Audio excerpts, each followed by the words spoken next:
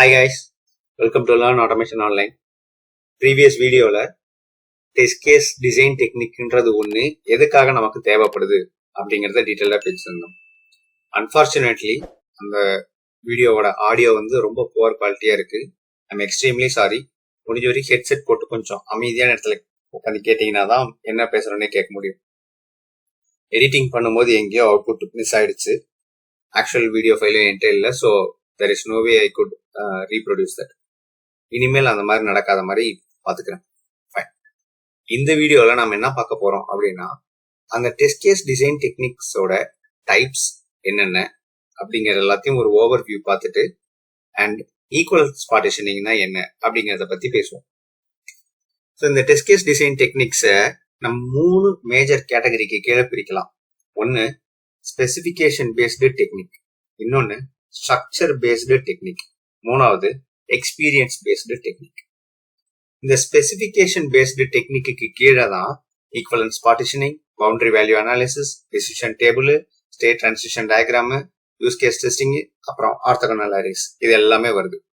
இதுல நம்ம ரொம்ப முக்கியமா தெரிஞ்சுக்க வேண்டியது equivalence partitioning, boundary value analysis and decision tables. இது மூணும் கன்ஃபார்மா தெரிஞ்சிருக்கணும். அதுக்காக மற்றதெல்லாம் முக்கியம் இல்லை அப்படின்னு அர்த்தம் கிடையாது. பட் இது மூணும் ரொம்ப முக்கியம். And structure based techniques. இந்த ஸ்ட்ரக்சர் பேஸ்டு டெக்னிக் எப்படின்னா, கோடு ரிலேட்டடா கோடை பத்தி அதிகமா பேசும். Statement coverage, decision coverage, path coverage, condition coverage அப்படின்னு அந்த கோடு ஓரியன்டா ஒயிட் பாக்ஸ் டெஸ்டிங் ரிலேட்டடாவே இருக்க மாதிரி இருக்கும் ஸ்ட்ரக்சர் பேஸ்டு. அண்ட் மூணாவதான எக்ஸ்பீரியன்ஸ்டு பேஸ்டு டெக்னிக் என்னன்னா எக்ஸ்ப்ளோரேட்டரி டெஸ்டிங். இந்த எக்ஸ்ப்ளோரேட்டரி டெஸ்டிங் தான் என்னன்னா, அந்த அப்ளிகேஷனை பத்தி உங்களுக்கு ஐடியாவே இல்லைனாலும் போக போக எக்ஸ்பீரியன்ஸ் பண்ணி கத்துக்கிட்டு நீங்க டெஸ்ட் பண்றது. அண்ட் எரர் கேசிங் என்னன்னா, இந்த இடத்துலதான் கண்டிப்பா ஒரு அப்ளிகேஷன்ல பக் இருக்கிறதுக்கான வாய்ப்பு ரொம்ப அதிகம் அப்படின்னு ஒரு எக்ஸ்பீரியன்ஸ்டு டெஸ்டர் இந்த இடத்துல ஒரு கெஸிங் கேம் ஆடுற மாதிரி பண்றது. ஸோ இது எல்லாத்த பத்தியுமே ஒவ்வொன்றா தனித்தனியா பார்ப்போம். இந்த வீடியோல நம்ம பேச போறது ஈக்குவலன்ஸ் பார்ட்டிஷனிங் அப்படிங்கறத நான் முன்னாடியே சொல்லிட்டேன். ஸோ ஈக்குவலன்ஸ் பார்ட்டிஷனிங்னா என்ன? ஈக்குவலன்ஸ் பார்ட்டிஷனிங்க ஈக்குவலன்ஸ் கிளாஸ் பார்ட்டிஷனிங்னு சொல்லலாம். ஓகே, உங்கள்கிட்ட ஒரு ரேஞ்ச் ஆஃப் டெஸ்ட் டேட்டா இருக்கு. லெட்ஸ் சே 0 to 100 அப்படின்னு ஒரு ரேஞ்ச் ஆஃப் டெஸ்ட் டேட்டா வச்சுக்கிட்டீங்கன்னா, உங்களுக்கு எத்தனை டெஸ்ட் கேஸ் இருக்கு? 0ல இருந்து 100 வரைக்கும் உங்களுக்கு 100 வேலிட் டெஸ்ட் டேட்டா இருக்கு. ஓகே, ஸோ அந்த 100 டெஸ்ட் டேட்டாவுக்கும் உங்களால 100 டெஸ்ட் கேஸ் எழுத முடியும். கரெக்டா? ஸோ அப்படி ஒரு ரேஞ்ச் ஆஃப் டேட்டா இல்ல செட் ஆஃப் டேட்டா, இதுக்கு நீங்க ஒரு டெஸ்டிங் சினாரியோ கிடைக்குது, டெஸ்ட் பண்ண போறீங்க அப்படின்னா எப்படி டெஸ்ட் கேஸ் எழுதணும், எப்படி அந்த டெஸ்ட் டேட்டாவை பிரிக்கணும் அப்படிங்கறத பத்தி பேசுறதுதான் ஈக்குவலன்ஸ் பார்ட்டிஷன். இதுக்கு நம்ம ஒரு எக்ஸாம்பிள் பார்த்தோம் அப்படின்னா ரொம்ப கிளியரா புரியும். நீங்க இ-காமர்ஸ் வெப்சைட்ஸ் ஏதாவது பார்த்துருந்தீங்க அப்படின்னா அதுல பிரைஸை வச்சு ஃபில்டர் பண்ற ஆப்ஷன் டிஃபால்ட்டாவே இந்த ஈக்குவலன்ஸ் பார்ட்டிஷனிங் மெத்தடுக்கு கீழே தான் இருக்கும். அதாவது 0ல இருந்து 25 வரைக்கும் 25 வேல்யூ நமக்கு இருக்கு. அத 0, 1, 2, 3, 4, 5, 6ன்னு 25 வரைக்கும் போடாம அண்டர் 25 ஒரு கிளாஸுக்கு கீழே முடிச்சிட்டாங்க. அண்ட் 25ல இருந்து 50க்குள்ள இருக்கிறது 25 to 15 ஒரு கிளாஸ்க்குள்ள முடிச்சிட்டாங்க. இதே மாதிரி சோ உங்களுக்கு எத்தனை கிளாஸ் வேணாலும் நீங்க போட்டுக்கலாம். இந்த கிளாஸ் நான் சொல்றது என்னன்னா, நீங்க ஜாவால வர்ற இல்ல வேற ஏதோ ப்ரோக்ராமிங் லாங்குவேஜ்ல வர அந்த கிளாஸ்ன்னு வச்சுக்காதீங்க. First class, second class, third கிளாஸ்ன்னு ஏதோ சம்திங் கேட்டகரி பிரிச்சு வைக்கிறாங்கல்ல, அந்த மாதிரி கேட்டகரைஸ் பண்ணி வைக்கிறதுக்கான ஒரு இடமா அசியூம் பண்ணிக்கோங்க. ஓகேவா? இது புரியல அப்படின்னா இன்னொரு பெஸ்ட் எக்ஸாம்பிள் நம்ம எல்லாருக்குமே பழக்கப்பட்ட ஒரு எக்ஸாம்பிளா பார்ப்போம். நம்ம எல்லாருமே காலேஜ் படிச்சிருப்போம், யூனிவர்சிட்டி எக்ஸாம்ஸ் நடக்கும் அண்ட் அதுக்கப்புறம் நமக்கு மார்க்ஸ் வராது, கிரேட்ஸ் வரும். கரெக்டா? இப்போ எப்படி இருக்குன்னு தெரியல, கிரேட்ஸ் வரும். அந்த கிரேடு என்னன்னா ஒரு ஸ்பெசிபிக் மார்க் ரேஞ்சுக்கு, இந்த மார்க்ல இருந்து இந்த மார்க்குள்ள இருந்தா இந்த கிரேடு அப்படின்னு தான் இருக்கும். கரெக்டா? ஸ்கூல்ல தான் நமக்கு என்னன்னா 98, 99, 100 அப்படின்ற மாதிரி இருக்கும். ஸோ இப்போ இந்த கிரேடிங் சிஸ்டம் பார்த்துருவோம். 0, அதாவது 0ல இருந்து 49 அப்படி இல்லைன்னா 50க்கும் கீழே இருந்தா அவங்க ஃபெயில்னு அர்த்தம், ரீஅப்பியரன்ஸ். கரெக்டா? அவங்களுக்கு கிரேடிங் பாயிண்ட் 0. இந்த இதை விட்டுருங்க, நம்ம இதுதான் நமக்கு முக்கியமானது. அண்ட் 50ல இருந்து 60க்குள்ள நீங்க எந்த மார்க் எடுத்திருந்தாலும் நீங்க பி கிரேடு. கரெக்டா? 51 பி கிரேடு தான், 59 பி கிரேடு தான், 60 பி கிரேடு தான்.